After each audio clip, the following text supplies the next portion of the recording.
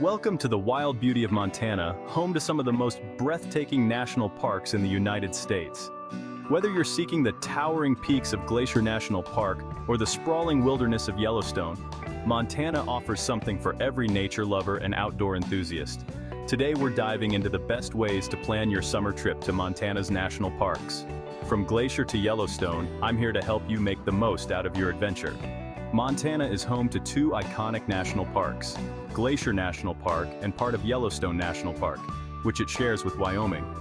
These parks offer everything from scenic drives and rugged hikes to wildlife viewing and pristine lakes. With nearly endless opportunities for adventure, planning ahead is key to having a smooth and unforgettable trip.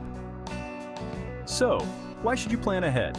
Well, as popular as these parks are, they fill up fast, especially during the summer months when the weather is perfect for outdoor activities.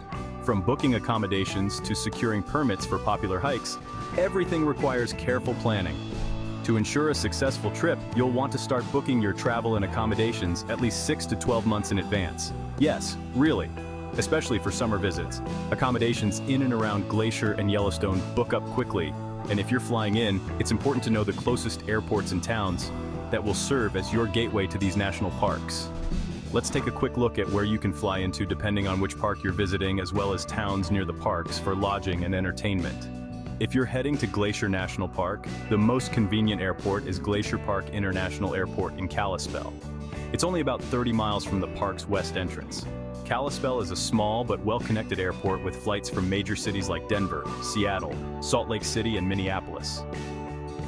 Just 15 minutes from Kalispell and 25 miles from the park, Whitefish is a charming mountain town that serves as a great base for your glacier adventures. With its outdoor vibe, it's perfect for hiking, biking, and relaxing after a long day in the park. A bit closer to the park's west entrance, Columbia Falls is another good option. It's smaller than Whitefish, but offers more affordable accommodation options and easy access to the park. On to Yellowstone. For visiting the northern or western parts of Yellowstone, Bozeman Yellowstone International Airport in Bozeman is your best option. Bozeman is about 90 miles from Yellowstone's north entrance in Gardner and 85 miles from the west entrance in West Yellowstone. This airport has direct flights from several major cities like Salt Lake City, Denver, and Los Angeles. If you want to get even closer, you can fly into Yellowstone Airport in West Yellowstone. This small airport is just 3 miles from the park's west entrance and operates seasonally, typically from May to September. For those exploring the eastern side of Yellowstone, Billings-Logan International Airport is another option. While Billings is about a 2-hour drive from Yellowstone's northeast entrance, it's a larger city with more flight options, so it's a great choice if you're coming from farther away.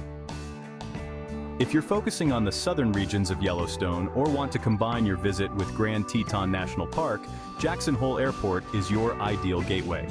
Jackson Hole is located within Grand Teton National Park and is just 60 miles south of Yellowstone's south entrance. Now, if you're thinking of visiting both Glacier and Yellowstone in one trip, you're in for the ultimate Montana adventure.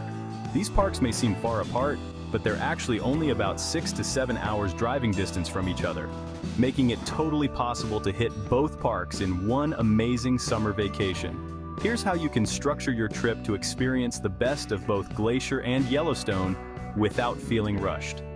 If you'd like to start at Glacier and head south to Yellowstone, begin your trip at Glacier National Park by flying into Kalispell. Spend around 3 or 4 days exploring Glacier's iconic hikes, like the Highline Trail or Grinnell Glacier, and don't miss the Going to the Sun Road Scenic Drive. After exploring Glacier, take a road trip south to Yellowstone. The scenic drive from Glacier to Yellowstone takes around 6 to 7 hours, depending on the route you choose. I recommend taking US Highway 89, which takes you through beautiful small towns and offers some great pit stops along the way, including Livingston and Paradise Valley. Once you arrive in Yellowstone, you'll want to spend 4 or 5 days here to really experience the park's diverse landscapes. Be sure to visit Old Faithful, the Grand Prismatic Spring, and Lamar Valley for wildlife viewing. If you have time, explore nearby Grand Teton National Park too. Alternatively, you can start your adventure by flying into Bozeman, which is the gateway to Yellowstone's north entrance. Spend 4 or 5 days exploring Yellowstone's geothermal wonders, wildlife, and vast landscapes. After soaking in Yellowstone's beauty, drive north to Glacier National Park. The journey again takes about 6 to 7 hours and offers beautiful scenic views, particularly along US Highway 89, which winds through Montana's stunning plains and mountains. Once you reach Glacier, spend a few days hiking, boating on Lake McDonald, and enjoying the serene mountain landscapes. Glacier's rugged wilderness is a perfect contrast to Yellowstone's geothermal activity. Here are a few tips to make your drive between the parks more enjoyable.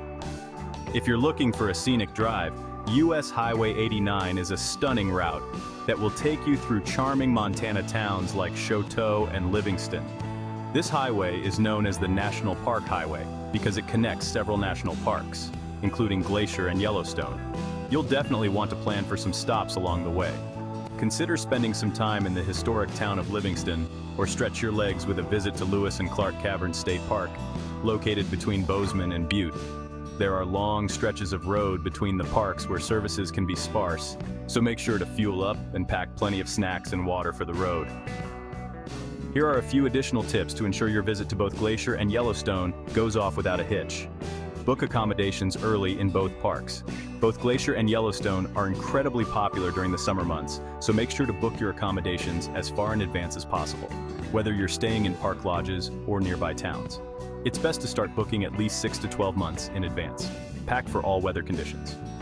The weather in both parks can vary dramatically, even in summer. Be prepared for anything from warm, sunny days to sudden rain or chilly mountain temperatures. Be mindful of wildlife in both parks. Both parks are home to incredible wildlife, including grizzly bears, bison, and elk. Remember to keep a safe distance and follow park guidelines for wildlife viewing. So, there you have it. With a little bit of planning and a lot of excitement, you can experience the best of both Glacier and Yellowstone National Parks in one incredible summer trip. Whether you start north in Glacier or head south into Yellowstone, Montana's national parks are sure to leave you in awe. Thanks for watching. Don't forget to like, subscribe, and hit the notification bell so you don't miss out on more travel tips and guides. And if you visited both Glacier and Yellowstone before, let us know your favorite spots in the comments below. See you on the next adventure.